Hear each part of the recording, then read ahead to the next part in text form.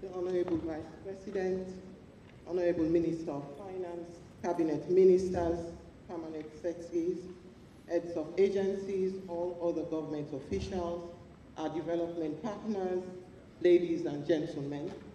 This 2026 budget policy hearings is now called to order.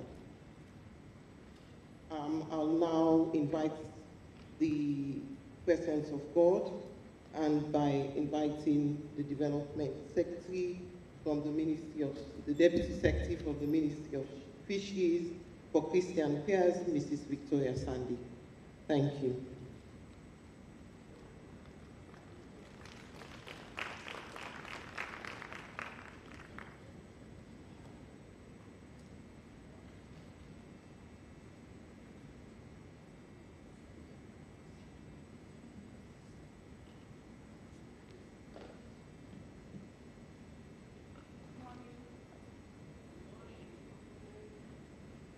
Vice President, distinguished ladies and gentlemen, colleagues present here, good morning all. Shall we please stand?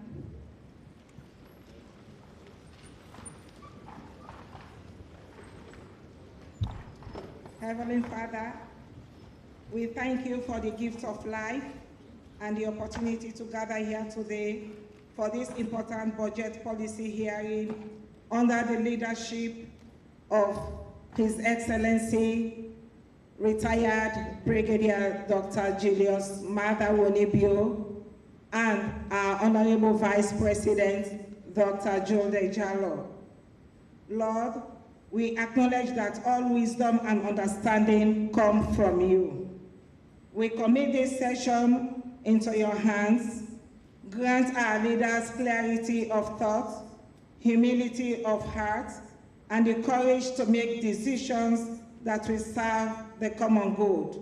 May every plan and policy discussed today be guided by justice, accountability, and a deep concern for the well-being of all citizens.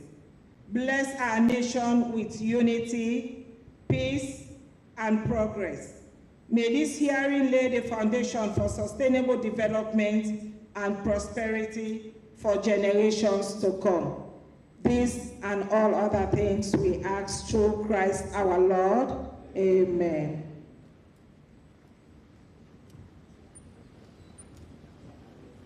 Thank you, Mrs. Victoria Sandy. I now call on Alhaji Dr. Ali Wuri, the Chief Medical Officer, Public Health, for Muslim prayers. Thank you.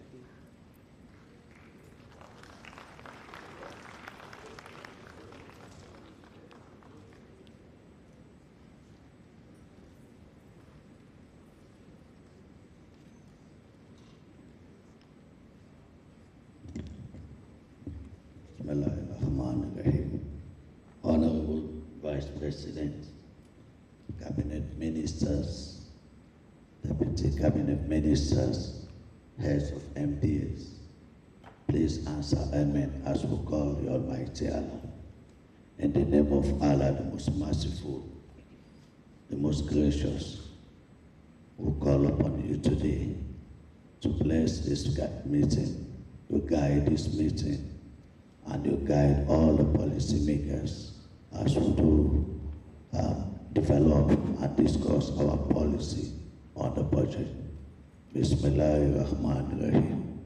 La ilaha illallah wahdahu la sharika lah lahul mulku wal hamdu wa ala kulli shay'in qadir wa subhanallah walhamdulillah wa la ilaha illallah wallahu akbar wa la hawla wa la quwwata illa billah.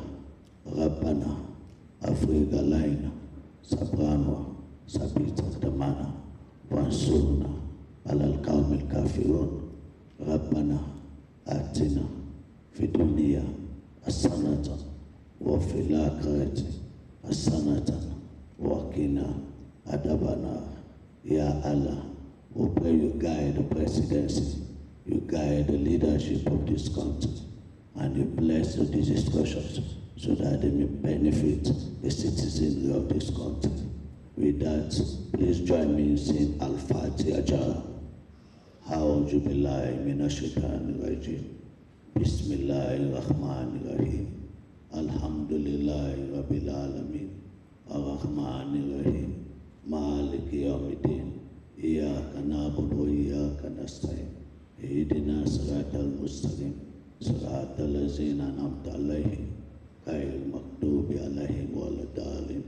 Amen.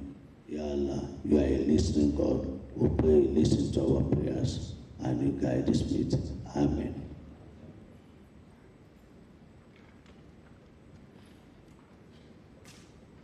Thank you very much, Alhaji Wuri. I now have the pleasure of inviting my esteemed boss, the Director of Budget, Mr. Tasim Jah, to introduce the chairman for this policy hearing. Thank you. Mr. Tasim Jah.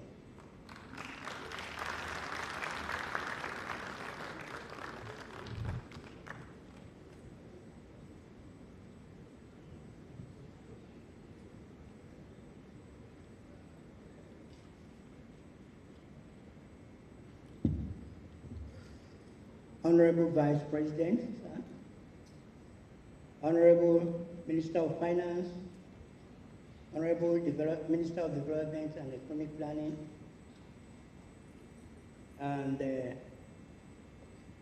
our able Deputy Ministers in the Ministry of Finance, the Governor of the Bank of Sierra Leone, the Chairman of Parliamentary Finance Committee, our able boss in Parliament, and my most professional supervisor and boss, the Financial Secretary, Cabinet Ministers present, Permanent Secretaries, heads of institutions here present. Good morning to you all. My task here is to introduce the chairman for this occasion.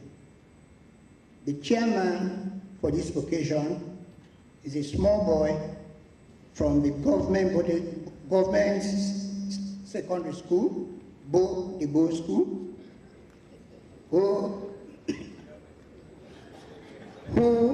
enrolled at Frabe College to study sociology and economics, and graduated with BSc honors.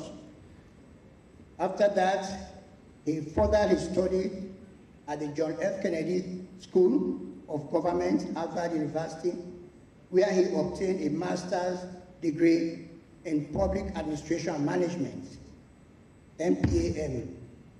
He is also a fellow of the prestigious Edward Mason Fellowship Program in Public Policy and Management, Harvard University. He has numerous certificates in management, leadership, and decision sciences. He is a policy analyst, program development, organization and management expert, community mobilizer, trainer, facilitator with effective team building and organizational skills. He has intensive experience working with large and diverse development partners, including UN, RHA, EU, USAID, EFCDO, and many other multilateral agencies. He has a proven track record of successfully nurturing diverse coalition, alliances, and networks in Sierra Leone, including Independent Radio Network and the National Election Watch. He has more than 25 years of experience in developing project management strategies in conflict-sensitive and conflict transformation programming with international non-profit organizations in Sierra Leone, West as well as East Africa. He has also worked in developing and strengthening program strategies in Asia. His particular area of expertise centers on policy development and analysis, program development management, and multi-year program operations and reforming institutions. His past work experience also includes 8 years as Country Director of Search for Common Ground in Sierra Leone, and 2 years as Country Director for Health Poverty Action. He has extensive experience working with civil society, government policymakers, community-based organizations, youth, children, and so forth. He served previously as Director of the National Authorizing Office for 6 years, with responsibility of overseeing overall implementation of government of Sierra Leone European Union Development Cooperation projects under the European Development Fund National Indicative Program, ensuring policy and development coordination with EU ministries, departments, and agencies. As recently, he was appointed as the Development Secretary of the Ministry of Planning and Economic Development. He is now the Development Secretary, and in that position, he is the administrative head of the ministry and principal advisor to the Minister of Planning and Economic Development on national policies and development planning issues. As you can see, ladies and gentlemen, this year is a new turnaround wherein we are fully collaborating with the Ministry of Planning and Economic Development in the formulation and execution of the national budget. It's a turnaround exercise. And on this note, I now formally welcome Mr. Ambrose James, who is the chairman of this occasion. Thank you.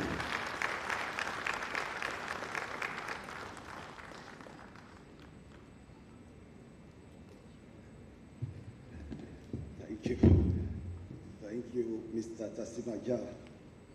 I will say quarter. And for those who can relate, they know what that means. The Honorable Vice President of the Republic of Sierra Leone, the Honorable Minister of Finance, the Honorable Minister of Planning and Economic Development, Cabinet Ministers and Deputy Ministers, senior government officials, heads of agencies and parastatals, the private sector, development partners, distinguished ladies and gentlemen, good morning. It's my pleasure to welcome you all to this year's National Policy Hearing, which formally launches the preparation of Sierra Leone's national budget for the fiscal year 2026 and projects into 2027 and 2028. Despite the heavy downpour of rain this morning, I'm pleased to note that you're all here. And you're here for our people and for our country. Thank you very much for coming. This forum is not only a technical step in our budget cycle, but a defining moment for setting the direction of public spending in line with our national development. I am humbled to serve as chairman of this year's budget policy hearing.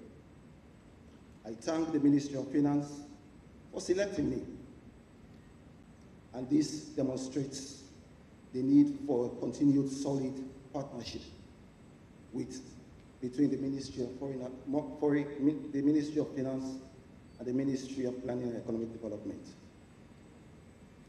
We meet at a time of profound change in the global and regional financial landscape. Official development assistance is declining. Global capital flows are tightening. And fiscal pressures are mounting for many least developed countries. including Sierra Leone. Yet, in the midst of these challenges, opportunities exist for us to be bold, innovative, and disciplined in the way we plan, in the way we mobilize and manage our development resources. This is why the theme for this year's budget preparation, enhancing traditional, whilst introducing innovative domestic revenue mobilization strategies to finance the big 5 game changers, is both fitting and urgent. It calls on us to deepen traditional sources of revenue, while also exploring new financial streams, such as climate finance, the blue economy, opportunities, blended finance, and private investments. The Ministry of Planning and Economic Development has been at the center of this financing recalibration. From leading Sierra Leone's engagement at the Oceans Conference in Nice, France, and the Financing for Development Conference in Seville, Spain this year. We are spearheading reforms in public investment management, and the ministry is working to position Sierra Leone to harness new financing opportunities while also ensuring better discipline and efficiency in how we spend. The Honorable Vice President, distinguished ladies and gentlemen, our country has immense opportunities presented by its rich natural assets and numerous investment prospects that we can harness to increase its financing sources for accelerated transformation and development. We need to be intentional and audacious to showcase Sierra Leone's innovative financial strides and potential within private financiers and investors, international organizations and governments, with a view to mobilizing increased cooperation to leverage these opportunities for the country's transformation and development. We have to be smart. We have to be innovative. And we have to employ cutting-edge negotiation and partnership skills if we have to deliver for the people of this country. But this hearing is about more than financing. It's about choices and priorities. With limited fiscal space, we must ensure the scarce resources are directed towards programs and projects that deliver the highest impact for our citizens. That requires strong coordination across sectors, avoiding duplication, and embedding fiscal discipline at every stage of the budget process. Over the course of this hearing, government, ministries, departments, and agencies will present their policy priorities for the fiscal year 2026, while stakeholders from civil society, the private sector, and development partners will offer critical perspectives during this process. Our task is to listen carefully, interrogate proposals, and build consensus on a budget framework that is realistic, that is credible, and that is transformative. Today, we are here to lay the policy foundation on how government should run the fiscal year 2026. We are here not by choice, but by necessity. The message we take from here today will guide us through 2026. As your chairman for this opening ceremony, I ask that our dialogue is constructive, inclusive, and focused on solutions. I encourage all participants to be frank, but forward-looking, to be critical, yet collaborative. Together, let us chart a financing and policy path that is not only responsive, to today's fiscal realities, but also bold enough to secure the future we want for Sierra Leone. With these words, I thank you all for your presence and commitment. And on this note, I want to say thank you very much.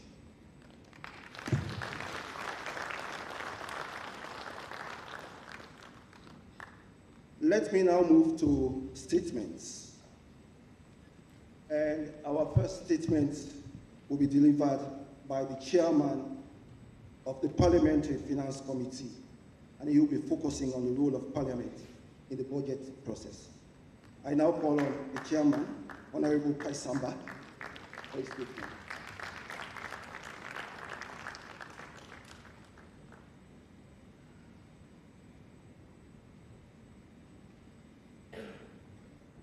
Thank you very much, Mr. Chairman.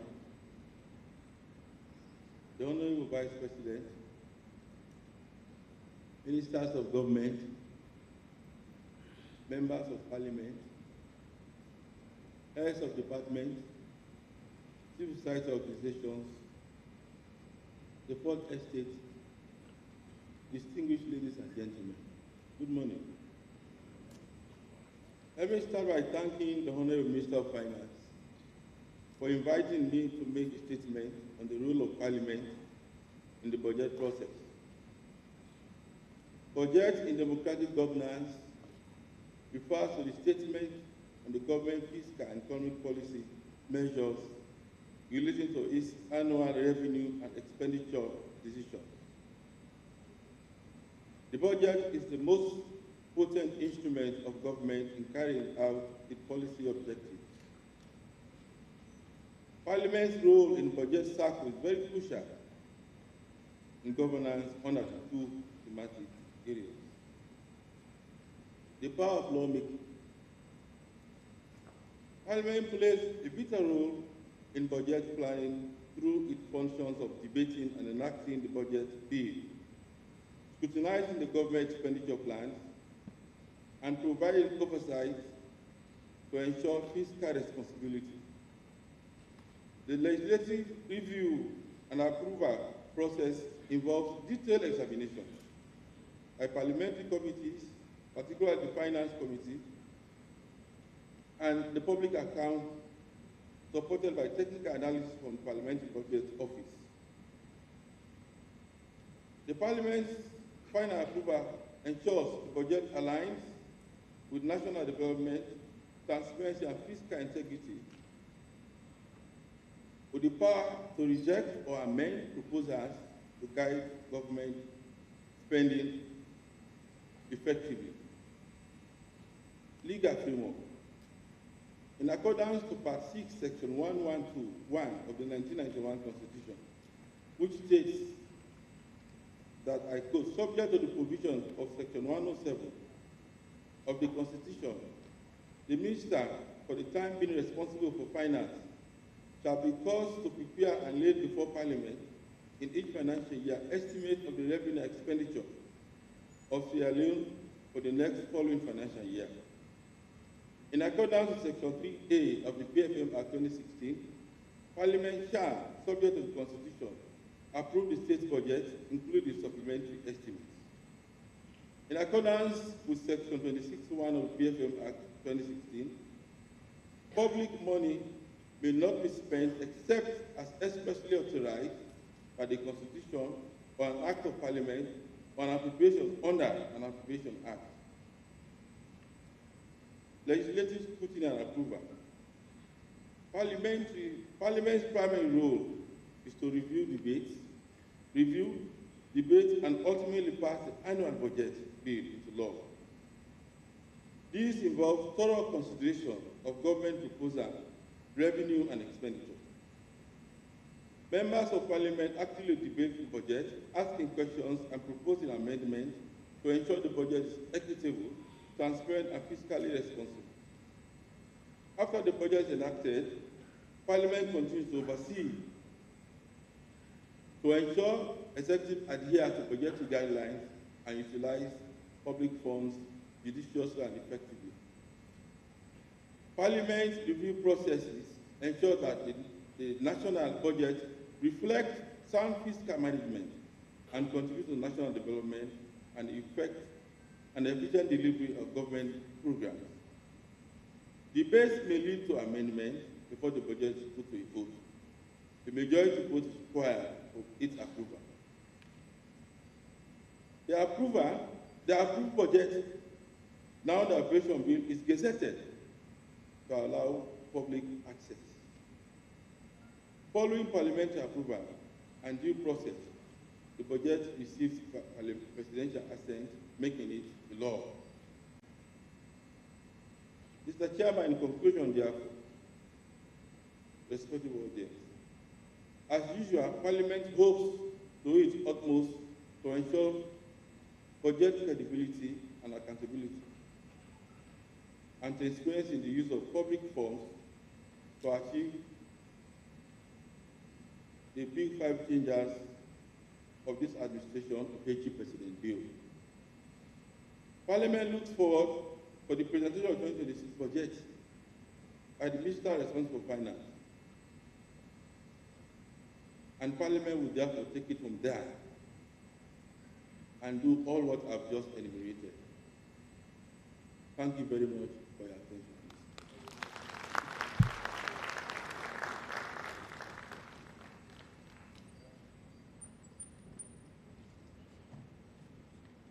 Thank you, Honorable Kaisamba, for your statement. I note the legal mandate of Parliament and how it's enshrined in our Constitution. And I also note your emphasis on the role of Parliament during the budget process and even post-budget processes. We note that there are two major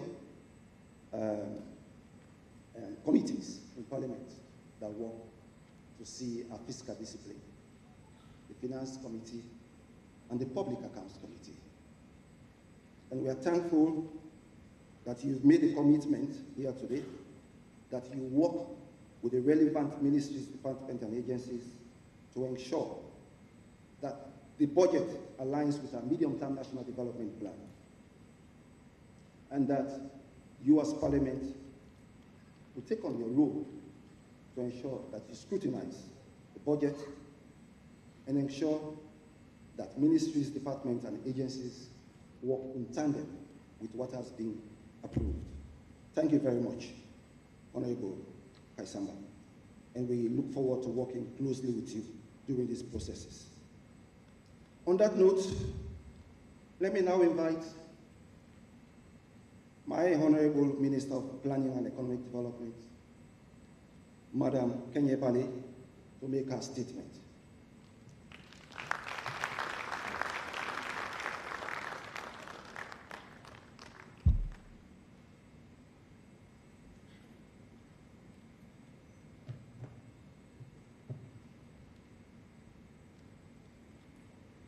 Thank you, Mr. Chairman and Development Secretary.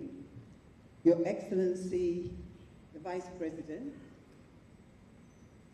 Dr. Mohamed Julde Diallo, the Minister of Finance, colleague ministers, the Chairman of the Parliamentary Finance Committee, the Governor of the Bank of Sierra Leone, senior government ministers, senior government officials, distinguished development partners, civil society, private sector representatives, members of the Fourth Estate, ladies and gentlemen.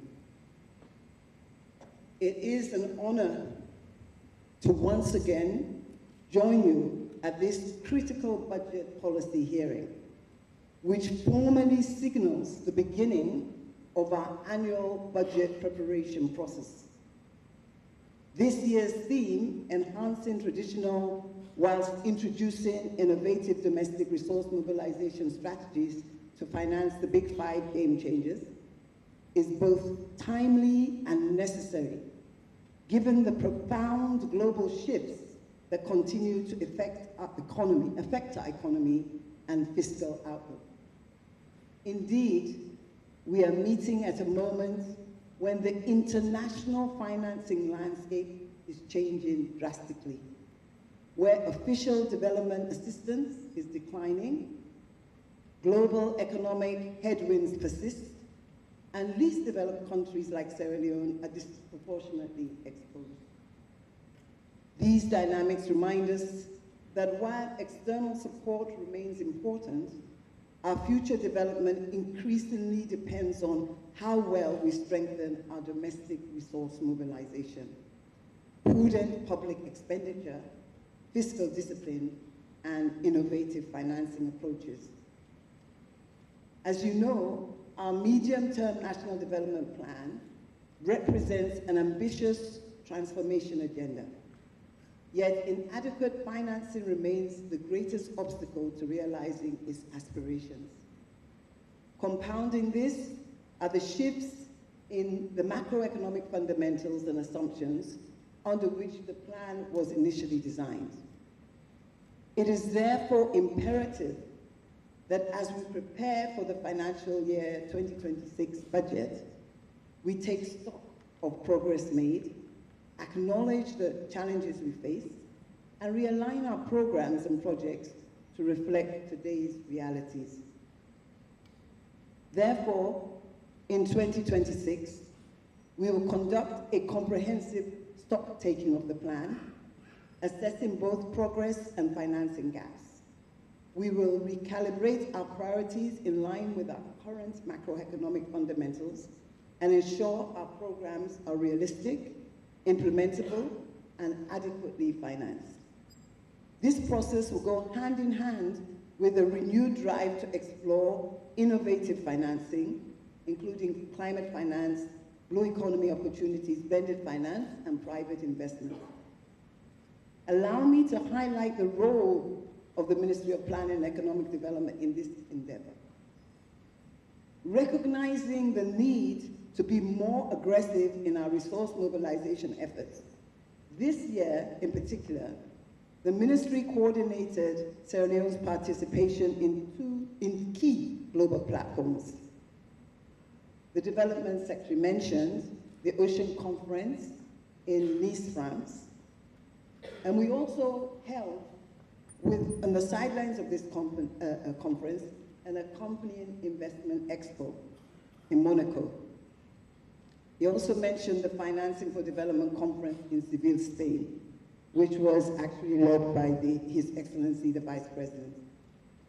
These engagements have helped position Sierra Leone as an advocate for innovative resource mobilization, particularly in climate finance and private sector-driven investments.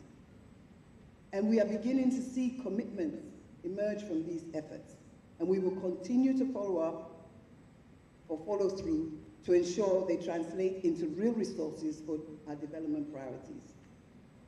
Beyond external mobilization, we are working to strengthen domestic systems of financing and coordination.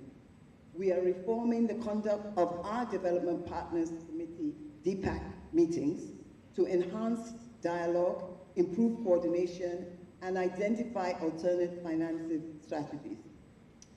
We are also deepening engagement with the private sector, recognizing its indispensable role in job creation, investment, and inclusive growth. I also wish to commend our colleagues in the economic management team, particularly the Ministry of Finance and the Bank of Sierra Leone, for their steadfast work in stabilizing the exchange rate, reducing inflation to single digits, and restoring confidence in our macroeconomic framework. I think they deserve an applause for this.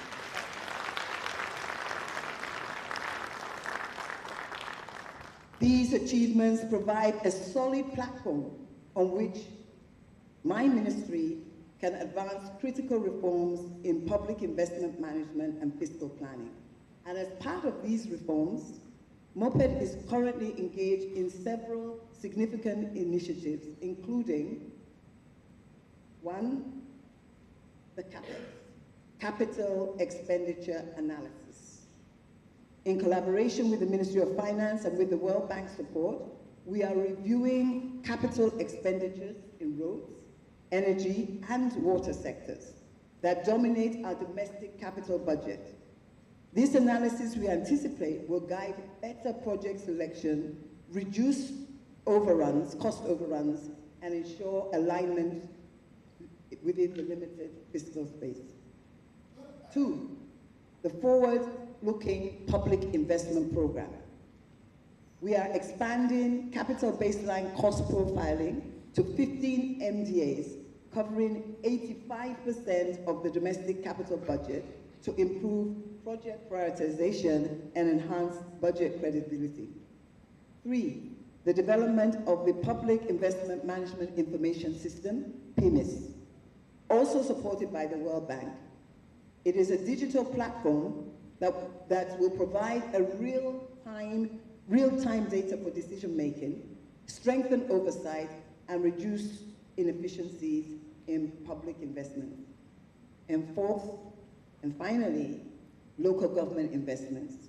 We are also collaborating with the Ministry of Finance to prioritize the completion of long-delayed government-funded projects at the local level, ensuring that they are delivered and taken off the books. I have been advised that most of these projects have been in the books far beyond their initial completion date. It is essential that we complete these projects and take them off the budget as part of our review and reprogramming process. To underpin these reforms, we have issued clear policy directives or clear directives to guide the project preparation process for the financial year 2026. And I have made it clear in every engagement, on the discussion of the budget, 2026 budget, and I shall repeat them here. There are 2. 1, no new programs or projects will be included without adequate funding provision. 2, no project will enter the budget without a completed project profile and inclusion in the capital baseline cost profiling. These measures have been adopted to entrench fiscal discipline, strengthen project management, and enhance the credibility of our budget process. They also reflect discussions we have had with key partners such as the World Bank and the IMF, who stand with us in implementing these far-reaching reforms. Distinguished colleagues and partners, the task before us is clear. We must ensure that every lien spent or every lien we spend delivers maximum value for our people. Fiscal prudence, sectoral coordination, and innovative financing will be the guiding principles. As part of the economic management team, MOPED remains fully committed to working with the Ministry of Finance in our gatekeeping and oversight of the public investment program to safeguard the budget credibility and ensure that scarce resources are used wisely. In conclusion, I therefore call on all stakeholders, including government institutions, the private sector, civil society, and development partners, to join us in this reform journey. Together we can secure the financing we need to deliver our development aspirations, of which the Big 5 game changers are core to unlocking the potential of our nation, even in these trying times. On behalf of the Ministry of Planning and Economic Development, I thank you all for your dedication, your partnership, and your resolve to build a stronger and more resilient Sierra Leone. Thank you.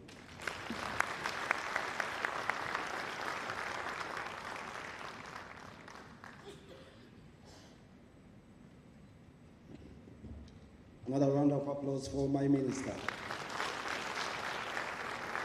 Thank you, Honorable Minister of Planning and Economic Development. Indeed, it's clear we're in partnership. We need to work collaboratively with the Ministry of Finance to ensure that we deliver on a credible budget don't need to re-emphasize the point that there are global economic shifts. Everywhere in the world, our traditional partners are now replowing their own overseas development aid into different strategic priorities for themselves, defense, and looking at other things. So it calls for us to be innovative. It calls for us to rethink our domestic revenue mobilization strategy. We have a gap of 2.56 billion in the medium-term national development plan. It's a huge gap. And with traditional sources doing what do we do? So that's why when the minister alluded to the fact that we need to take stock and recalibrate, we need to look at the plan again. 2 years ago when the plan was developed, the conditions have now changed. What do we do as a country to move things forward? It's important to think outside the box. The bold reforms that the Ministry of Planning and Economic Development is taking, the capital expenditure framework, capital expenditure analysis, looking at the baseline, looking at the forward public investment program, and looking at the public investment management information system. Those are all reforms that will help us to streamline how we manage our budget so that we don't go into overruns and time. Of course, you've mentioned the issue that no new project will find its way into the budget without adequate financing. My team at the ministry will be looking and working with the capital budget to ensure that we streamline that, Madam Minister. Of course, all projects have to have full profiles linked up to the CAPEX analysis. So as we deliberate today, let's ensure that we work together to get those reforms that we are pushing for and make our budget process much more credible and one that our development partners will be able to fund or to help us fund. On that note, let me now call on the Honorable Minister of Finance, Mr. Sheku Ahmed Fantamadi Bangura, to give us the overview of the priorities for 2026 budget. Honorable Minister of Finance.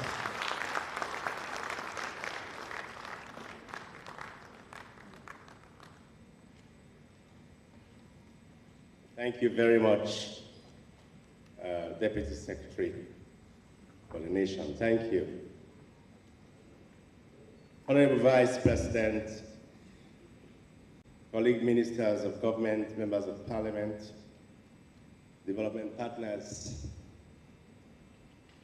representatives of ministries, departments, and agencies, distinguished ladies and gentlemen, I am very, very pleased this morning to present an overview of the priorities for the fiscal year 2026, which align with the aspirations of the government under the dynamic leadership of His Excellency President Julius Maada Bio. These aspirations have been clearly outlined in our National Medium-Term Development Plan for 2026-2030, and this policy hearing offers a platform for us to demonstrate how the government plans to finance the Big Five game changers. The medium-term expenditure framework, which forms the foundation of our budget, is a 3-year rolling plan from 2026 to 2028. And it will seek to accelerate all the aspirations of the Big Five to achieve food security, to ensure that we build a vibrant, healthy, inclusive, and gender-sensitive workforce, both middle-level manpower, high-level development of talents, but also to be able to provide the government and the private sector the wherewithal to be able to deliver on our development aspirations. We aim to create 5,000 jobs for our youths in this country, while also strongly pursuing 30% female representation. These are commitments by this government, and we'll ensure that they are delivered. But we also have aspirations to ensure that we invest in infrastructure and technology by building a cashless economy and expanding our financial inclusion, and introducing e-government, and then strengthening the public administration, and scaling up energy production and developing our roads and our transportation systems in the country. But also, I hear the firm commitment of His Excellency in revamping the public service of this country by streamlining. So when you hear the word revamp, you think it's so large now. It's really to streamline and attract and retain for the longest, the brightest pool of Sierra Leonean talents that will support our efforts of this country, sustain our development aspirations. These are broad programs for this country, and with these programs, our ministry, the Ministry of Finance, we have prepared and issued a call circular, a budget call circular that provides guidelines to all budgetary agencies of government in how we will prepare our budget proposals. And the budget ceilings will be consistent with the medium-term expenditure framework, where key priorities and administrative issues in preparing their strategies and expenditure estimates are clearly outlined. So we have guided all budget agencies. The process will also be closely guided by law.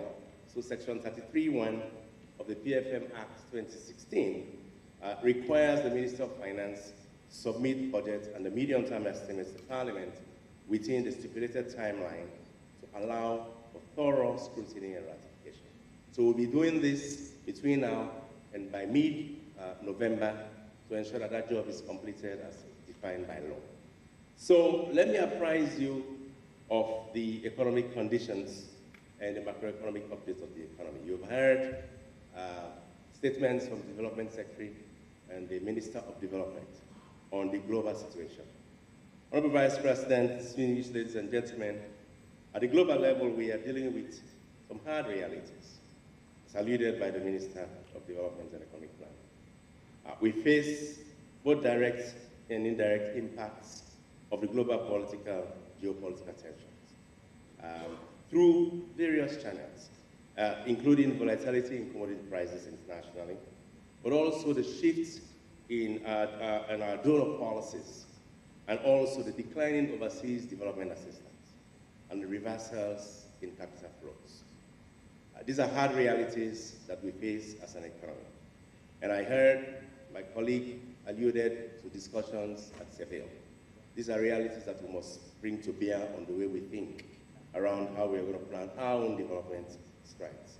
So we have seen also from previous developments with COVID and the like, that these global conditions, they can be prominent and they can be permanent sometimes.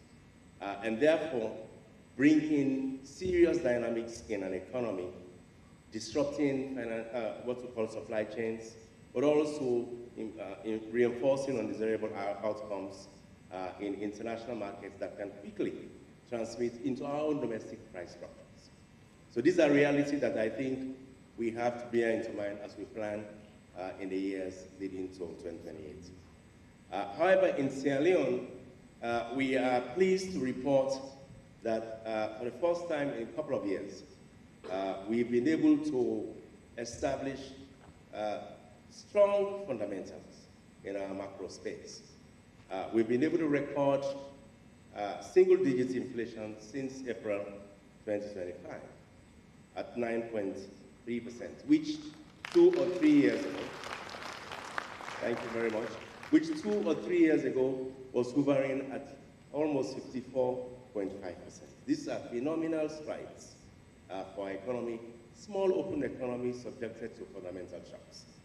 But what we have seen of late is that this decline in inflation is a very solid, firm achievement built on what we call baseline fundamentals, right? And by the end of July, the number stood at 6.45%. And the month-to-month inflationary rate is below 1%, month by month. So that's really a very solid foundation. And I must say that the steady decline is the result of relative stability in the currency, the exchange rate of the currency, moderation in global food and energy prices, but also improvement in the domestic food production underpinned by the Feed Salon program. And I really want to commend the government and the ministry and its engagement with our people and both businesses, farmers, in ensuring that essential commodities are available in this country and at stable prices. Equally so to the Minister of Trade and the business community. But I want to also say that it is also solidly underpinned by the prudent monetary policy implemented by our central bank and backed by fiscal consolidation and the collaboration between the Ministry of Finance and the central bank. I want to commend our colleagues in the economic management team that the President heads in ensuring that we are on top of these issues and we are watching them very closely. Now, what do these numbers mean? What do they tell us? On inflation, basically what we are saying is that yes, there may be a rise in prices, but the rise in prices are coming up at a very slower rate in the country, which is very good for businesses because they are able to ensure that, and very good even for people and their real earnings. I hear politicians engage in competing these numbers. Sincerely, over time, it tells on the pocket of people when real wages start to increase. But that is the focus of our budget process this year, where we want to ensure that we increase the revenues of government to give us the wherewithal to be able to ensure that we invest in people's earnings and the real value of their earnings. This economy is thriving, and I will say it's been resilient. And what I mean by that are growth numbers. We've been growing, not at potential. Potential is something we aspire to. But our growth rate, even for 2024, was 4.4%. And we're projected to grow above that this year, about 4.5%. We're doing this with very conservative posture. But we believe that driven largely by our activities in the economy, both in the agricultural sector, in the service sector, but I believe also in manufacturing, that there's a lot happening there that can underpin our growth outlook. So, and this is complemented by these macro fundamentals that I've actually just alluded to. So we are optimistic that the projections of around minimum 4.5% will be achieved this year, as critical indicators such as private sector credit, commodity exports, lower inflation, stable exchange rates, these are expected to keep our growth path along the way we're expecting. At the end of July, I presented a supplementary budget to Parliament. Basically, the idea is to ensure that we maintain a very solid fiscal posture, that's one. Second, these achievements that we have had on macro fundamentals, we're able to maintain them and consolidate that effort. And basically, it is reflecting few things, where the fundamental assumptions that we made on the budget projections for 2025, they were underpinned by indicators which have turned out to be stronger than we expected. So with lower, we are expecting inflation to be around 20% this year. So when you project your goods and services, you're going to outnumber them. It is way below that at 6% versus 20%. So the numbers that we had put in the original budget, they were overbloated, right? So even our projections of revenues were overestimated. So we have seen, we have to be very frank with the numbers and allow them to be credible enough. Same for exchange rate. We're expecting the exchange rate to be around 30 billions to the dollar. We've been able to maintain it around 22.6 thereabouts central bank official rate. So those projections that we had were way below now what we expected. So even if you're expecting revenues from imports coming in, you are actually overestimated. So those adjustments were made to ensure that we are able to hold our numbers in a very prudent and credible way. Same for inflation, and I'll come back to the numbers around interest rates and the cost of borrowing, which was at over 41%, but now at mid-teens. But Honorable Vice President, ladies and gentlemen, some of the fundamental challenges which we are trying to address very solidly, they have to do with our public debt. Public debt, which in our recent assessment will deem is approaching sustainable level at moderate risk, and that will be assessed by international partners. We have done our own job, and we will come and verify that. We are ensuring that we manage that very prudently, and ensuring that where the challenge sits, which is with the domestic debt indicators, basically underpinned by high interest rates. We've been able to work closely with the central bank to ensure that that number has come to what we call sustainable levels. It is now at around 16%, 15%, week by week it's adjusted, fluctuates along that. That we deem to be sustainable level of borrowing for the government. But prior to that, what we saw in the banks was not sustainable. So we engaged in very prudent approaches with the central bank to make sure that we manage it. And that's the posture that we are holding, and we will continue to hold that. We will ensure that on the debts outlook, which is a challenge, on a week-by-week basis, we maintain our borrowing internationally on concessional financing. We try and maintain our portfolio of domestic debt with instruments that are long-end, 2-3-year bonds, rather than just short-term instruments, 1-year single treasury bills, and make sure that these are liquid assets that the bank can hold, and they can allow us to be able to get resources from the financial sector as we try to make efforts to raise revenues. As I speak, the government has adopted an approach to reduce the weekly borrowing, right? Continuing efforts to lower the interest rates for government security, and the bonds that we are issuing now, 2, 3, 5 years bond, they are deemed as liquid assets to be held by the financial sector. So that's positive, and we are seeing that the banks are responding, and we encourage them to continue to respond to the borrowing requirements of government. So we have seen interest rates, like I said, drop from 41% to an average of 15, 16%. Let me apprise you of ongoing programs that we are pursuing and the reforms to support the 2026 budget. Because as we noted, the policy hearing, the focus for this year's budget will purely be on ensuring that we enhance our traditional and innovative sources of domestic revenue mobilization to be able to finance the 5 big game changes. First is the IMF program, which is the extended credit facility.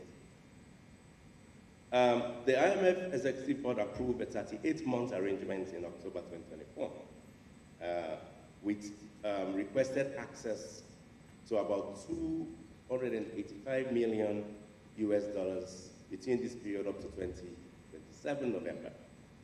And they had actually disbursed one tranche, which is $46.6 million. This new arrangement will not only directly support the implementation of our medium-term development plan, it will help us to support our debt sustainability efforts and maintain the low inflation posture that we have, help us build the reserve of the central bank, and support our inclusive growth agenda through structural reforms and targeted spending, but also ensure that we hold our aspirations around governance very tightly, tackle corruption, but ensure that we improve on the institutions and our rule of law posture. The program implementation is on course, and we are taking corrective actions or measures agreed with the fund to ensure that we meet all the quantitative performance criteria and the structural benchmark and commitment by the end of November 2025. We are hopeful that there will be a combined review, first and second review, of our economic performance under this program, which will lead to a disbursement of about $75 million equivalent in December 2025. That's an aspiration that we are working towards very tightly. A second program that would support the budget in addition to the ECF is the IMF Resilience Sustainability Facility. This is an innovative facility, and it is done. This facility is an additional $210 million facility to be disbursed within 24 months, up to 2026 and 2027. And the support is to ensure that we are a country that is prone to climate risk. So we'll be undertaking reforms that are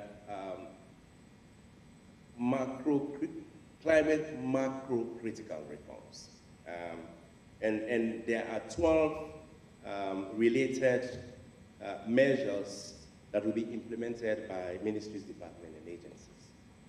Ministry of Finance, MOPED, Ministry of Environment and Climate Change, our National Disaster Management Agency, Natural Water Resources Agencies, Ministry of Water Resources, Roads, Works. All these areas that we know can be affected by climate-related problems. They have reforms that we have to undertake, and those reforms, once they are completed, they will trigger a disbursement of resources to the government within the next 24 months. So over the past few months, we've held strategic meetings with various departments for the respective reforms to discuss and rationalize and, why we do the reforms and how the measures that will be taken and the timeline. And we have received full commitment from all MDAs to ensure that these are done at the time required for these disbursements to materialize. We can't afford to miss them because they are timelined resources, and any failure in delivering on them delays our access to these resources, and we don't have time. Another element of critical, innovative approaches that we've been pursuing, we will pursue to support the budget, alluded to by the Development Secretary and the Minister of Development and Planning.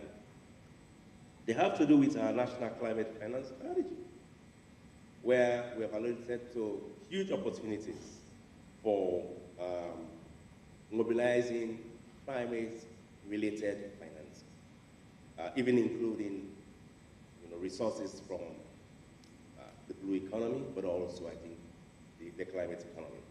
Now, we've developed this strategy from 2025 to 2030, and it presents a strategic framework for mobilizing and distributing financial resources to be able to support climate resilient and low carbon economy.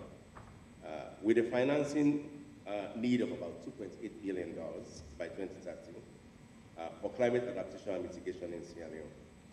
And the strategy will enable the government to unlock public and private financial resources to strengthen resilience and increase investments in climate-related activities.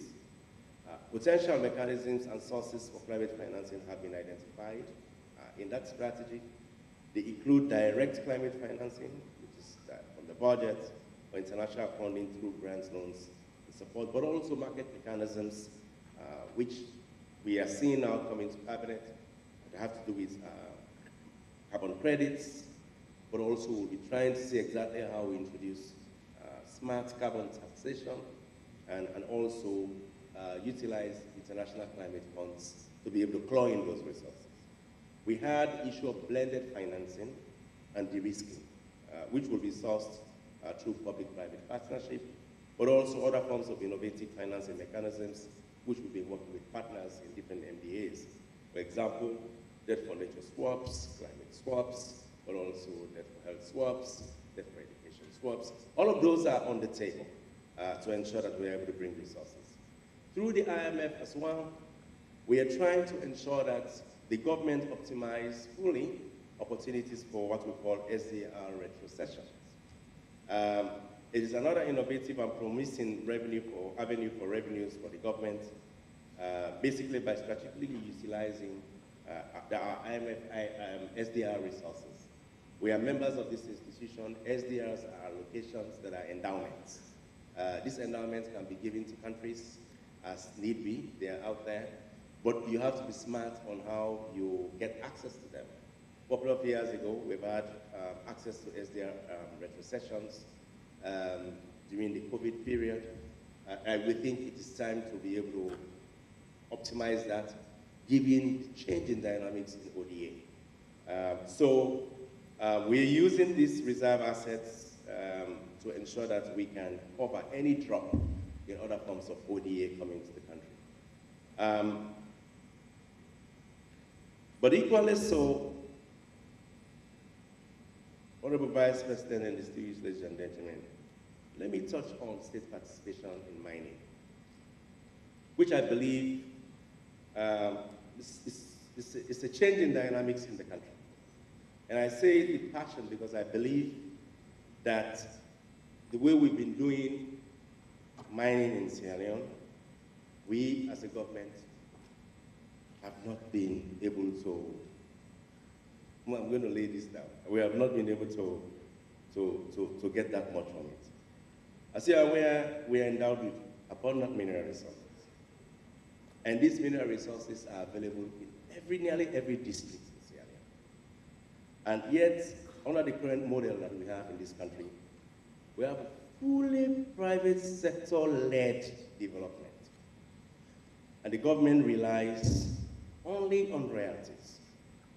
And then we offer extraordinary tax incentives, which over time, in not a coordinated way, and it has left the government very weak in clawing back and distorted tax structure.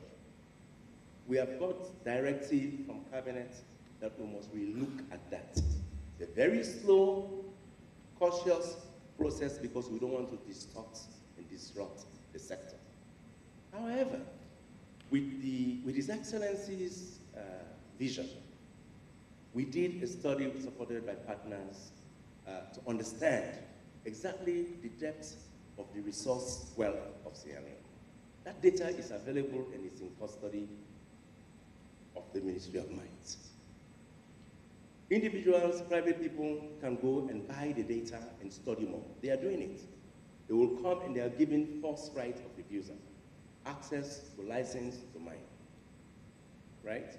With the law passed by the Ministry of Mines, we now have opportunity for state participation. 10% free undiluted carried interest in any large-scale mining in the country. But the government now has an option to take up to 30% equity participation, which provides an opportunity for direct, predictable access to a flow of resources after tax from the operations of those mines. I think that's a smart law that was passed. And I want to thank the Ministry of Mines for that. The responsibility for the government, the responsibility is to implement that law. Implement it at the minimum. You're not coercing anybody, but what you're doing is you're telling them, if you come, we give you license. We as a government have a stake in here. Let's work together or partner with you. No coercion, but we need a stake in it. A stake that can allow us to predict contributions both to the reserve, but to the budget, and to enhance our development aspirations. So I am appealing that henceforth, all those licenses that have been given to private entities, they are approaching us in the Ministry of Finance, they are asking for fiscal concessions.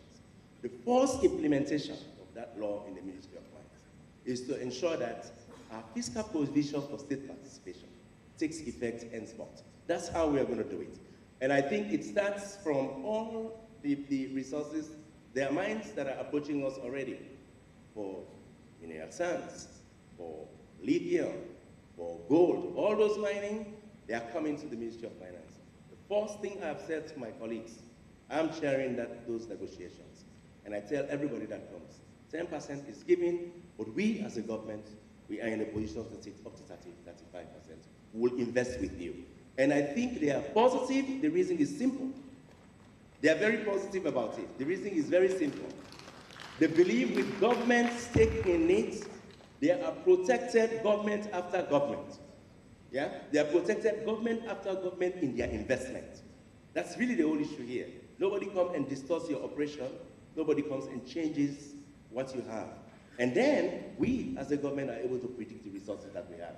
This is a policy that I think is innovative, and we are taking it, but we are stepping it further. How are we stepping it further? We now have the opportunity, or we define it properly. The state commercial participation in the mining sector is supported by an entity of states now, where the state itself, if the resource is strategic enough, with global value, right, the state will take full 100% control to develop it. This is not rocket science. That's why the Ministry of Mines is there and the Ministry of Finance is there. We should both work together to do what? To make sure that that initiative is done and done in a very deeper way, even including our people in the community. That's how, because I think when the state participates, it is the responsibility of the state to build and develop the infrastructure beginning from where the resource is exploited. So that's the approach that we are using, and we'll change this entire narrative around mines and mining.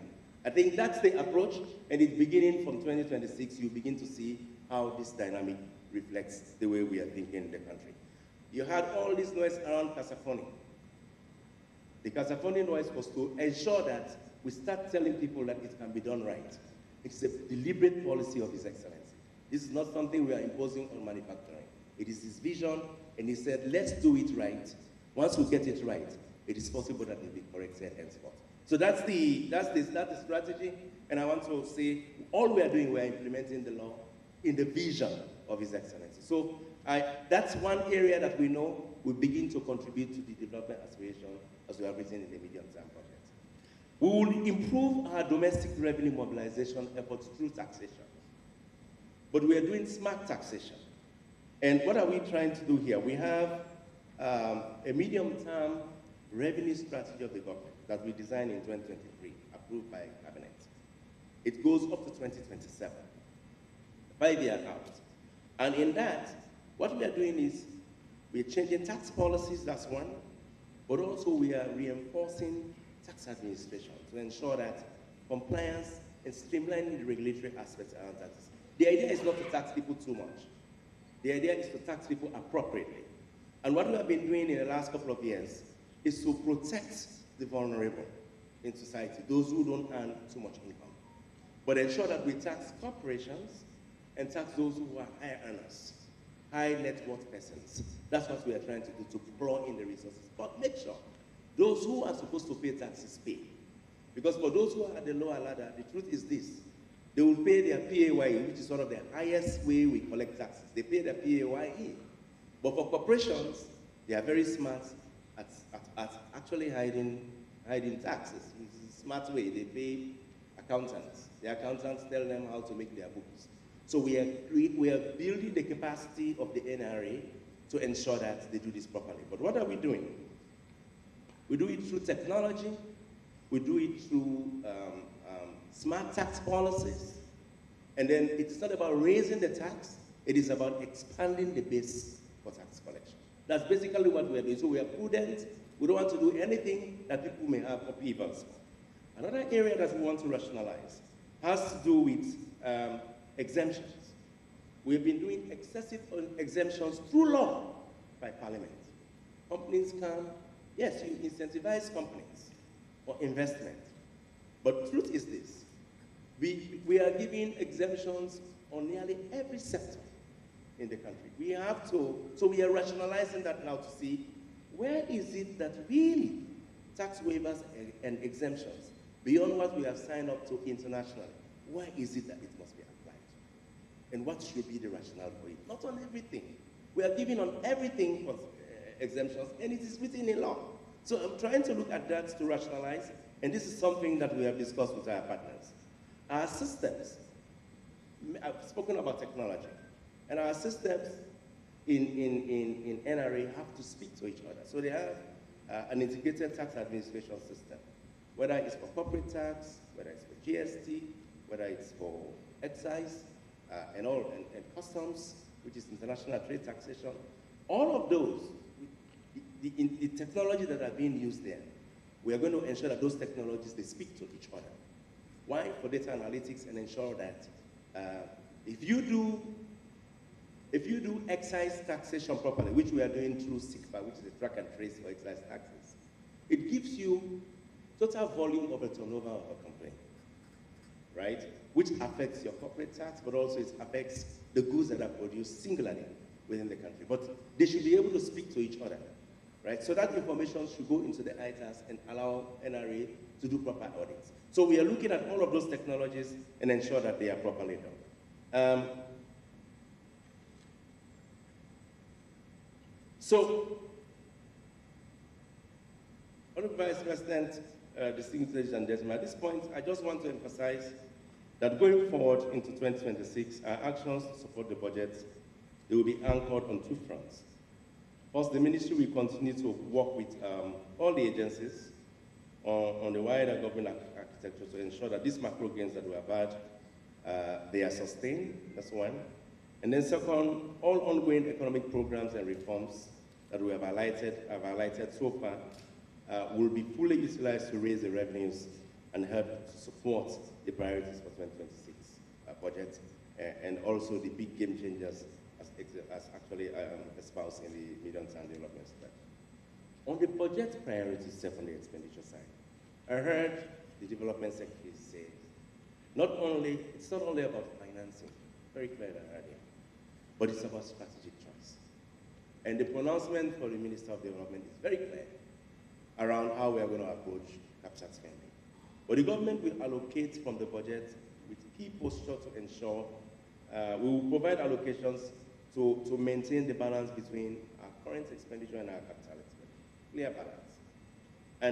And as you are aware, we are operating a cash budget system in the country because we have not have predictable streams of revenue. So it's cash budgeting. What you collect on a day-by-day basis or by week-by-week basis is what you take to allocate, what we are taking to allocate to run the government. So we can only support program and activities for which we collect revenues, for which revenues are available. It's a very difficult situation. Therefore, the budgetary agencies, we are encouraging them to prepare realistic annual and multi-year budgets, this 3-year horizon, and to ensure that you keep the budget within their ceilings. So what we have done is you heard from the Minister of Development, we have an interministerial public investment program, and mainly ongoing projects which will be prioritized. And she has actually pointed out key priorities, which will include the Feed Salon program, the Human Capital Development programs, youth employment, technology and digital infrastructure, and other infrastructure, but also the public service. Now, what she pronounced is that we'll streamline that and rationalize and avoid the introduction of new programs, we'll deliver on those that we have identified in prior years. We'll prioritize, we'll complement development funded projects through provision of counterpart funding. We'll ensure that we accelerate ongoing infrastructure projects that are near completion, that are in previous budgets. But we will ensure that delays of implementation that are not adequately funded. If it's not adequately funded, it's going to waste the time. We're not going to be showing pointers to them. We'll ensure that these are rationalized in that committee and ensure that the government is properly advised. We discussed wage bill. We are trying to rationalize the wage bill, and there is a close cooperation with the Wages and Compensation Commission, which we want to make effectively functional and expedite their work in rationalization of wages. And they should do that as quickly as possible and do the appropriate adjustments. And we make sure that core issues around recruitment, promotion, retirement, these are handled very properly in the country and maintain the wage at a very, very manageable level. And even ensure that people's wages in real terms have meaning. We'll provide essential services in education, health, security, governance, energy, and transport. Financing of key government-related expenditure, including there's a census coming up, so the population and housing census, there's a constitutional review coming up. We'll ensure that these are prioritized. Also, there is a demarcation of districts, but also our current leadership of ECOWAS by His Excellency and this government but also our electoral reforms. These are key, important, priority funding deliverables in 2026 that we must pay critical attention to. Will provide provision for them appropriately.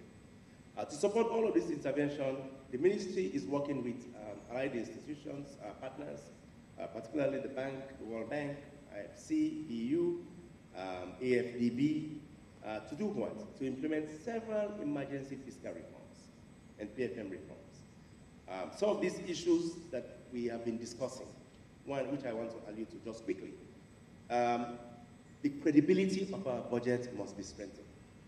In our discussions with partners, we have been really put on watch to ensure that budget that is passed in Parliament, we have to ensure that that budget is executed as expected. If there are shortfalls, we go back and seek the relevant legal powers to spend. That's basically what they want, and ensure that ministries, departments, and agencies, and the leadership there maintain what is required as per the PFM Act. That's the discipline that they're asking us to do. But also, audit service. We are under pressure to ensure that we improve our audit responsiveness.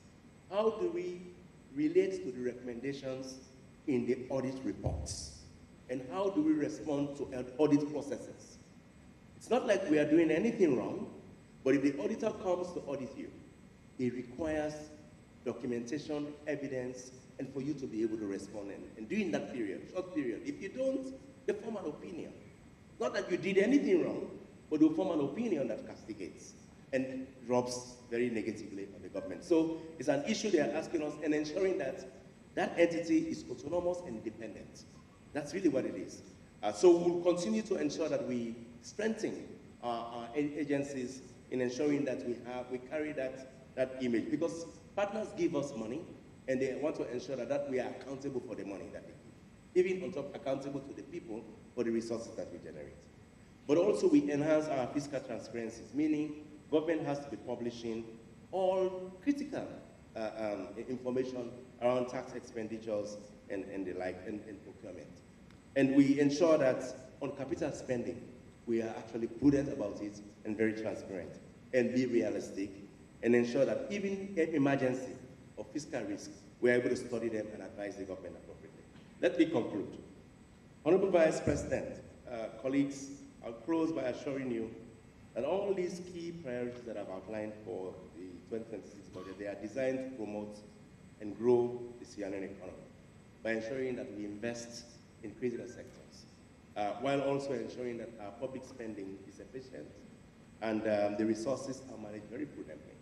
Our focus will remain on promoting the well-being of the people of this country, ensuring that our social service and infrastructure are properly provided, but also we create opportunity for jobs and guaranteeing that the government can deliver in a very transparent way on the results that we are set our eyes on. So I want to humbly take this opportunity to thank His Excellency for the dynamic leadership and your Honorable Vice President, Minister, who lead in steering our economic management team and the development, Minister of Planning and Economic Development, our colleagues, Deputy Minister 1 and 2 in Finance and the FS, and the entire Ministry of Finance Directorate and our colleagues in MDAs for supporting this process, an annual process.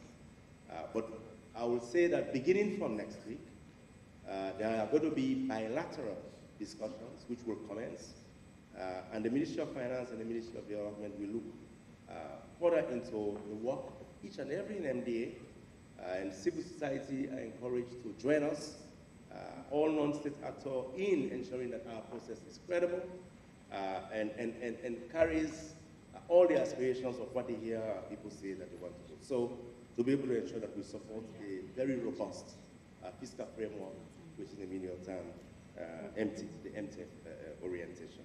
So let me stop there and thank you very much for listening.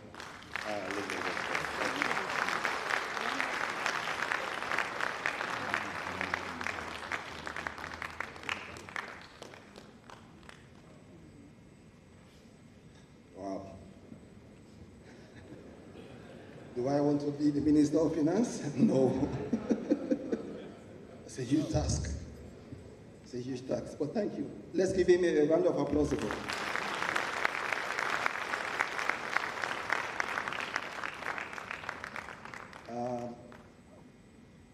It's important to just highlight a few things that he mentioned, so that as we go into the next session and as we go into the discussions, the bilateral budget discussions in the coming weeks, we pay attention and focus on those things. It's a 3-year rolling plan, and it's anchored within the medium-term national development plan. So if you are preparing your budget and you are not actually linking that to the medium-term national development plan, you have no space. Pay attention to that. You have been guided by the budget call circular. Read it. Ceilings are there. Don't go off that. Pay attention to that as you develop your budget and as you push for the budget for 2026. The global realities, he's re-emphasized that. Everybody knows that. We need to recalibrate. We need to be innovative. Of course, it was very heartwarming to look at the strong macroeconomic fundamentals. Inflation rate, single digit, for a long time now. Exchange rate, it's gone down, very stable for months. Let's applaud the ministry and the Bank of Sierra Leone for this wonderful job. Thank you very much. We note the contribution of the Ministry of Agriculture under the Fruit Salon program and the Minister of Trade in getting our prices stable. We are thriving. We are a resilient economy. We are hopeful. We are thinking about a 4.5 economic growth. That's forward-looking. We have challenges, of course, our public debt.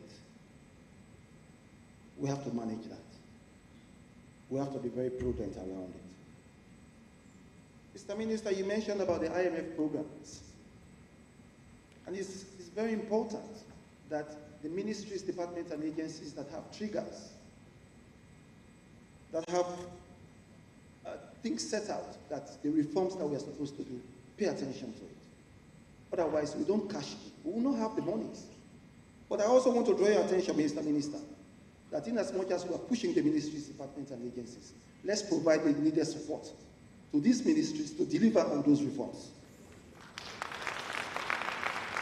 If we don't provide the resources for the ministries, they will not deliver and will not meet the IMF conditionalities.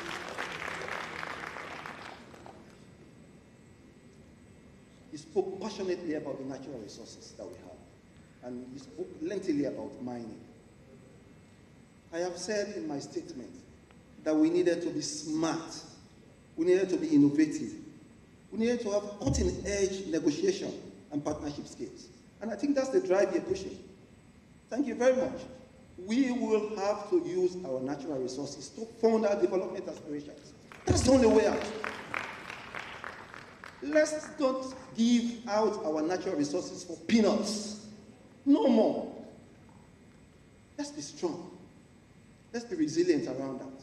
That's the only way we're going to get funding, moving our processes forward. Smart taxation, thank you. We would like to see that move on and the technology that you're trying to do. Realistic budgeting within the ceilings, I have mentioned that, and we have to streamline and rationalize. You rationalize the wage bill. Thank you very much, Mr. Minister, for all you do, and thank you to the staff, the Ministry of Finance, for pulling through what this broader framework will look like moving into 2026. Thank you so much.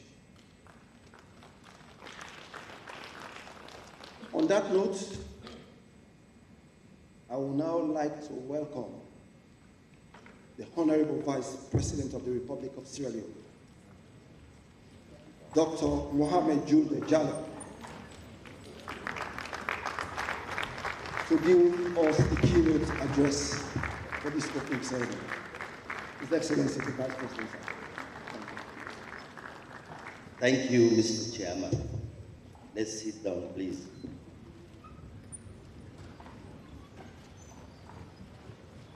Mr. Chairman, honorable ministers, members of development partners, members of parliament, senior colleagues of respective MDAs, distinguished ladies and gentlemen. First, let me start by thanking the Ministry of Finance for inviting me to this year's budget hearings, financial year 2026, which is now a tradition that at the start of every budget year, we come together to share ideas. Please, distinguished ladies and gentlemen, allow me to share some perspectives with you regarding particularly the theme for this year, enhancing traditional and innovative sources of domestic resource mobilization to finance the Big Five changes. Honorable Minister of Finance, I must tell you that this theme is not only timing, it is not only apt, but it is a theme that reflects broader thinking process within least developed countries. It is timing because today the global economic trends appears very unfavorable to development aid. Over the last couple of years, the world has been hit with multiple crises, starting from COVID-19.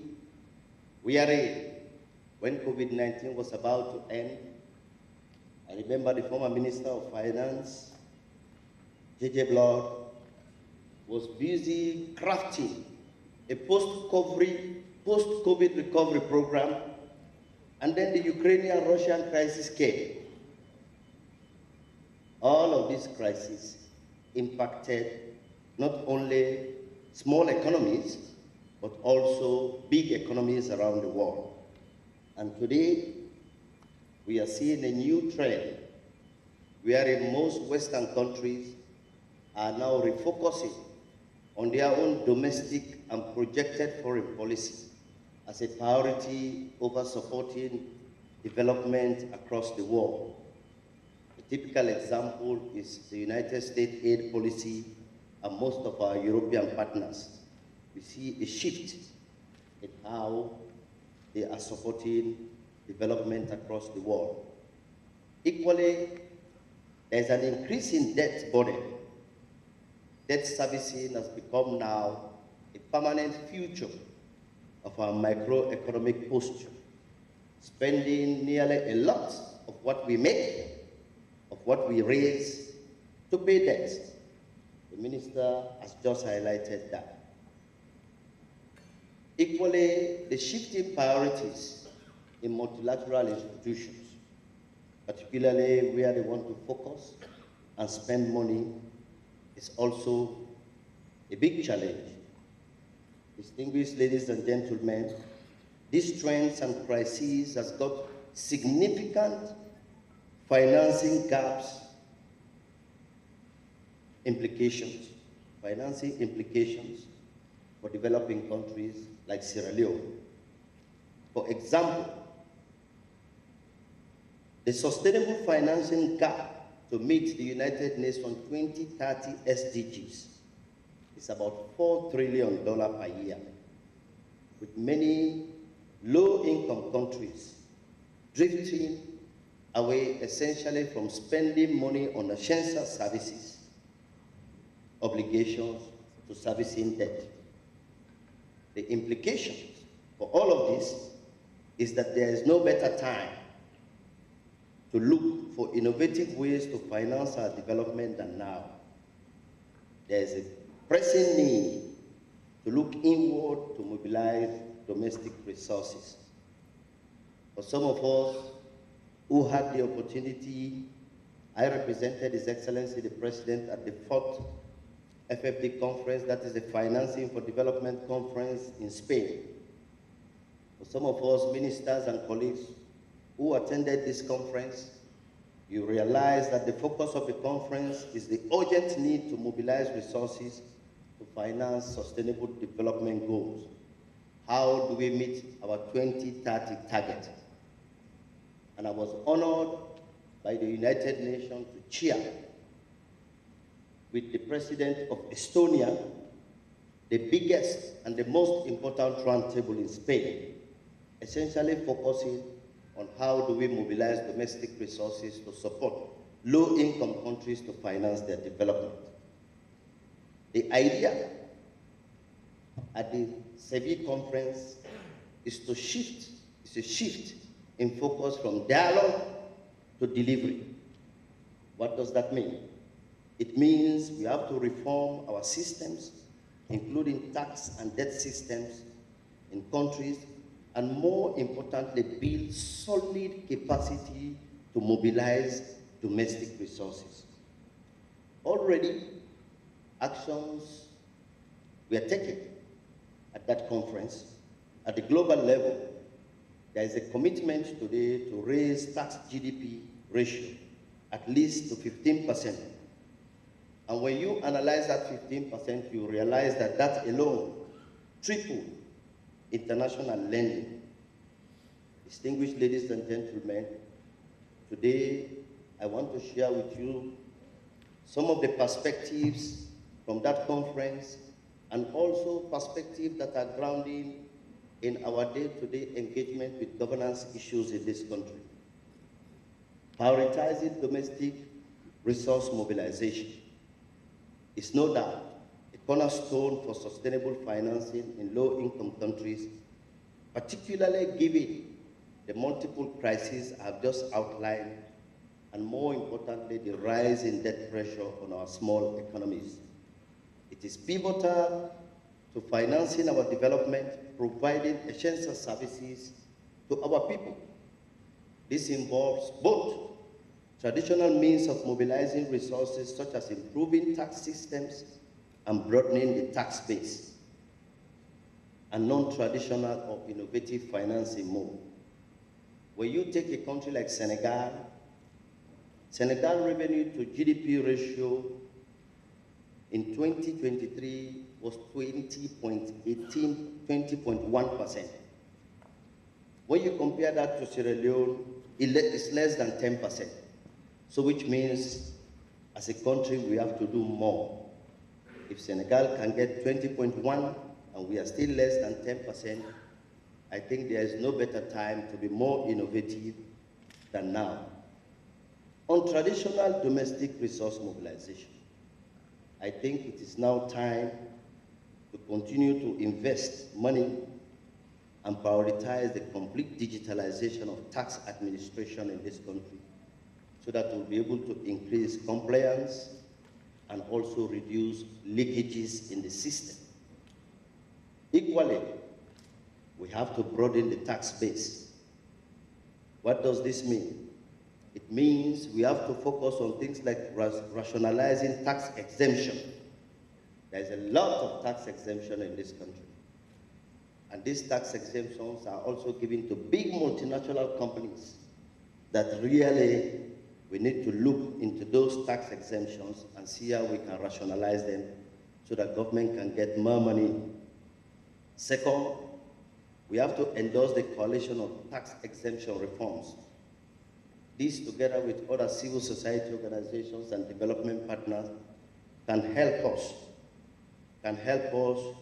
to build the momentum that we need to make sure that we carry out consolidated tax reforms. Second, we have to strengthen value-added tax, more or less the GST. Today, we are still struggling to get to optimum performance with all those GST machines that are outside in the country. We need to improve that. Equally, we have to combat illicit financial flows. Illicit financial flows is still a big challenge, not only for countries like Sierra Leone, also for middle-income countries as well. Second, how do we capture the informal sector to bring them into the tax regime? There's a lot to be done in that sector. Equally so, how do we enhance legal processes to enforce compliance? Enhance the tax courts, courts that are dedicated to punishing people and institutions who don't pay the right taxes, who try to evade taxes. The second point is non-traditional domestic resources. This is, what are the other opportunities that we can tap as a government and as a country, where we can expand the areas where our government can make additional money. First, I will zero in on diaspora financing. When I was in London and in France a couple of months ago, I had interaction with Sierra Leonean communities, and a lot of them in the diaspora wants to come back home to do businesses, and they already support in diverse ways. One of the ideas I threw out to them is that they should explore the possibility of establishing a diaspora bank. You can have diaspora bonds, their remittances to this country can be placed in a capital.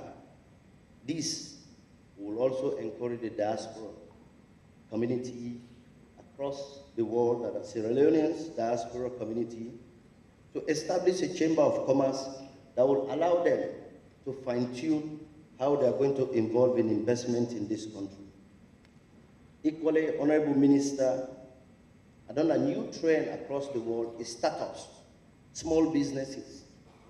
I have attended several conferences here. We are either in the digital world or the Ministry of Youth. We are young Sierra Leoneans are encouraged to start their own business. What are the regime, what kind of incentive are we going to put in place to support startups? This is now a very good future of growing low and middle income economies. The third point is, how do we develop de-risking tools? Today, one of the big game changer, if not the flagship program of His Excellency, is the Feed Salo initiative. We want to encourage private sector investment in agriculture and food production. But today, if you look at the current banking system, it becomes very difficult for farmers to access loan. So how do we develop the de-risking tools to support people who want to do business in this country so that they have guarantees that can allow them to access financing with very low interest? Also, is pension funds and insurance schemes. Across the region, if you take a country like Senegal and Cote d'Ivoire, these are two countries that I know very well. The pension funds and insurance schemes are really supporting local investment. I think it is high time we begin to encourage our own scheme to shift away from just investing in hospitality, in hotels and building, to supporting local investment that can help them to revolve the scheme. Climate financing is one key and innovative area today. Just yesterday, we were discussing at the sub-cabinet level, and I think I will repeat what I said there yesterday. There is a need to strengthen cross-governmental coordination. Cross-governmental coordination for us to be able to tap into the benefit of climate financing. We need to promote green investment as well. These are areas that can attract financing not only from development organizations but also from private capital across the world that are environmental sensitive. Equally, mobilizing global support. Even though there is declining window of opportunity for overseas development aid, I think we can still do more. That brings me to another point of how do we re-engineer viable bilateral cooperation. In a context where international multilateral institutions are closing the window, we are friends. We have countries that we share the same values, and countries that are so close to Sierra Leone. We have to deepen that bilateral cooperation so that in certain ways, even if they don't give cash or financial support, transfer of skills and low-level technology will help. Distinguished ladies and gentlemen, another key instrument I want to talk about is just what the Minister of Finance just said. That is catalyzing institutional frameworks. As a government, we were very innovative to establish the Mineral Wealth Fund. These are innovative tools that can allow government to be able to provide space to increase revenue. Because the Mineral Wealth Fund allows us as a vehicle not only to invest in the mining sector, but also to unleash other opportunities in the mining sector that can add value to our country's economy. The second to last point is, Honorable Minister of Finance and Government Minister, is how do we address the deep-seated governance issues in revenue mobilization? And on this, I will talk on 4 levels. The first one is continue to address corruption and leakages. That is not a good friend to domestic revenue mobilization. The second point is how do we improve accountability, both in the public sector and the private sector as well. Getting business people to pay the right taxes, and also in the public sector, improve accountability that every penny counts. In a context wherein international development financing is slowing down, we have to make use of the best and the limited resources that we have. The third level is inclusive policy making. Inclusive policy making has a lot of benefits. First, coordination within ministries. Just yesterday in the sub-cabinet, I made reference to this as well. We are in MDAs, will have to improve their coordination in a way that if you are developing a platform, a digital platform, and you know we have a Ministry of Communication and DSTI, these are government institutions that will help you and shape how you develop digital platform, and then you are able to save government money. So inclusive policy making can help us to reduce wastages and then maximize the limited resources.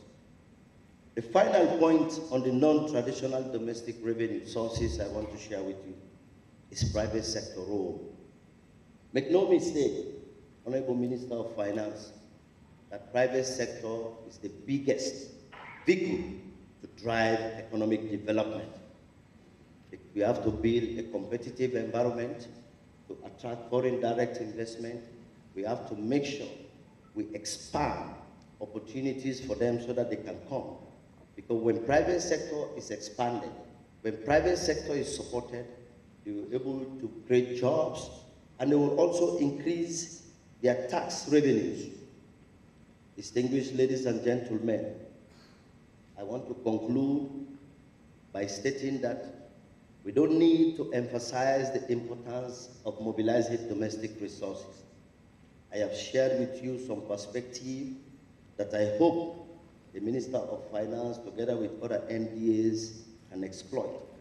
But make no mistake, the prevailing international environment today is a stark reminder of the need to improve domestic resources. Let me tell you that domestic resource revenue capacity is tantamount to state capacity. There is a very strong relationship between revenue capacity and state capacity.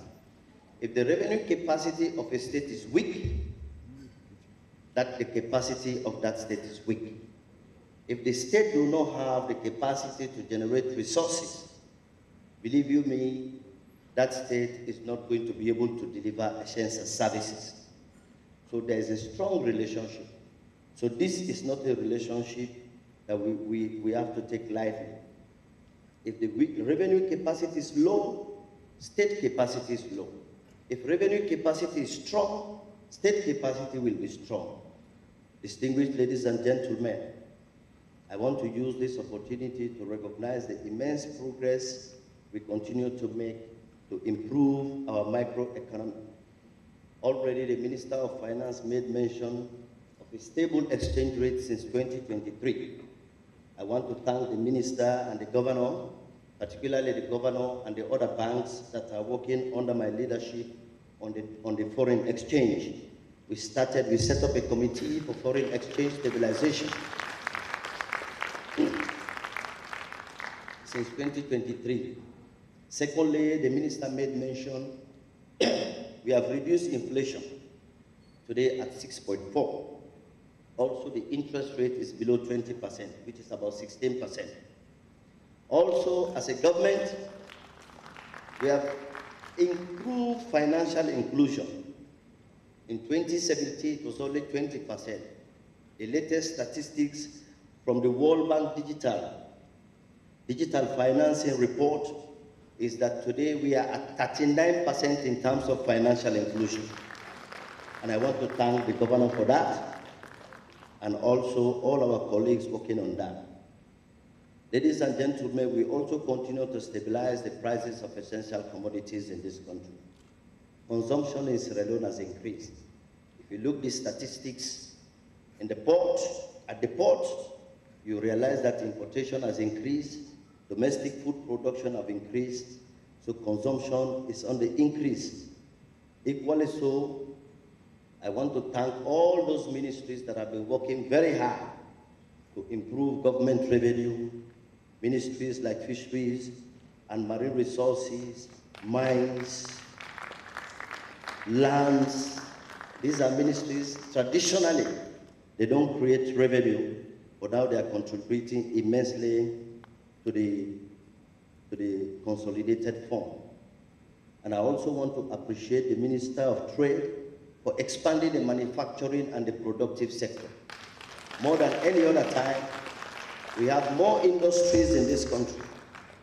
Every now and then we have papers that come to cabinet. Today we are proud when we go to countries like Senegal and we see, and Mali and Cote d'Ivoire, we see that we are exporting cooking oil. We are exporting dry fish.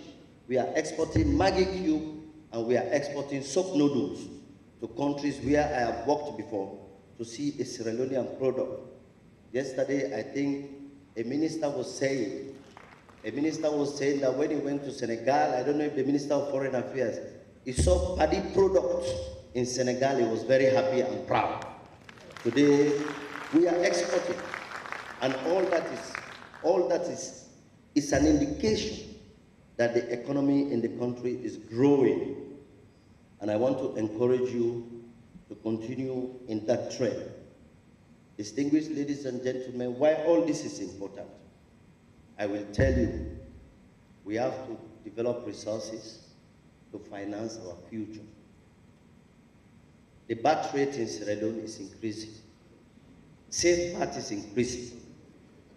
In 2023 alone, about 264,000 estimated births. Those that are registered is about 246,437. Today, every day in this country, the number of kids that are born is equal to 7 classrooms per day. Every day, about 700 kids are born in this country. And if you divide 700 kids by 300, and if you divide 700 kids by classroom, an average, depending on the size of the classroom, that is 5 to 8 classrooms per day. So if you have a country where the kids that are born per day equals to 7 to 8 classrooms, that government has to take planning very seriously. Because it means those kids need teachers, they need doctors, and they need people who care for them. That means resources. Every day, when I sit down in my house, I have a calculator, I calculate figures.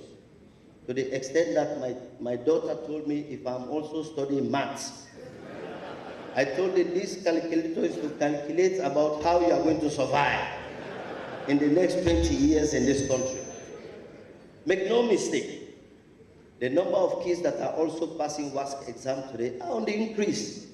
More and more kids are going to university. We have to provide the infrastructure at that level. We have to support teaching and learning. We have to support job creation opportunities. So these are really not very easy things to do. So this is just a statistics I'm giving you to take back home, that every day in Sierra Leone, every day you have about 700 baths. Just divide that by the number of kids you expect in a classroom.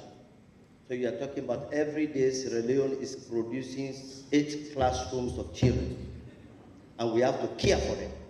We have to build those classrooms. We have to pay those teachers. We have to buy teaching and learning materials for them. This is a huge burden, particularly so at a time when international development aid is dwindling, and it's going to dwindle. So we have to take domestic resource mobilization seriously if we want to survive the socio-economic challenges of our time. Distinguished ladies and gentlemen, honorable ministers, our focus moving forward should be how to build a strong revenue capacity to enable us to finance our development and safeguard the future of our children. Government budget directives should not only focus on expenditure, but also include support processes to expand the revenue base. For example, if you invest in infrastructure, that is road and energy, it should be investment that will support our revenue mobilization drive. We have to be innovative, as well as we have to impose a very strong sanction regime for those that continue to undermine our efforts to mobilize resources. Distinguished ladies and gentlemen, Honorable Minister of Finance, let me state that the luxury of development aid is fastly dwindling, and we must face that reality and look inwards to finance our own development and to be able to safeguard all those Sierra Leonean children that are born every day and for which we have a responsibility as leaders to plan for them. On that note, I wish you a successful deliberation. Thank you very much. Assalamu alaikum.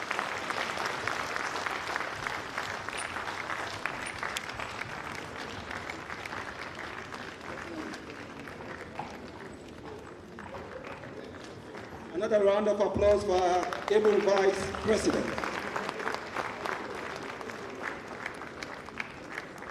Thank you very much, Honorable Vice President. Thank you for your diagnostics. Thank you for providing solutions within this tight fiscal crunch that we have. I listen carefully. I say no more. This is the key. This is the keynote. This is the keynote. And I actually looked at all our ministers taking notes copiously. It tells you that you are an inspiration. It tells you about the leadership that you provide for us. I want to thank the Minister of Finance and the Deputy Ministers of Finance for all of what you've done for us, pulling this through today. I also want to thank the Financial Secretary, my colleague, Mr. Martin Zinji. Thank you for your nomination, for appointing me as the chairman of this occasion. It sends the signal that we need to work, and we are going to be working closely. I also want to thank the Budget Bureau and the Ministry of Finance for all the hard work. We know that the process is not ended yet. We still need to move things forward in the bilateral budget conversations. Let's push it through and get it done. We've all had the advices that we have gotten from our different speakers. I also want to thank the bank governor. The bank governor, you are out here, and we see that the macroeconomic stability that we are enjoying today, you are contributing to that very, very much. I also want to thank the Minister of Planning and Economic Development, my own minister, for your insights. I take note of what the Vice President said and the analogy about the classrooms and the birth rate. And for us at the Ministry of Planning and Economic Development, that should be something we should be thinking about. How do we plan for the future? So that resonates with me, and my team in here should think about that, how we move forward. Thank you everyone for coming, all the ministers, the deputy ministers, colleagues from different ministries, departments, and agencies. I also want to reassure my ministries, assurance that we will work with the Ministry of Finance to ensure that we have a streamlined public investment program, that will make sure we have a credible, realistic, and transformative budget. Thank you very much. The session will continue after tea break. We have a technical session, and I have been asked to tell the participants as well as even ministers, and respectfully, the Honorable Vice President, they want you also to be part of the technical session. So it will be good for you to sit down a little bit and see what the technical session is going to provide for us. Can I call on Dr. Tasimaja? Is he around? He wanted to make an announcement. Potter. Thank you very much. On that note, I bring down the curtains for the formal opening session. Thank you.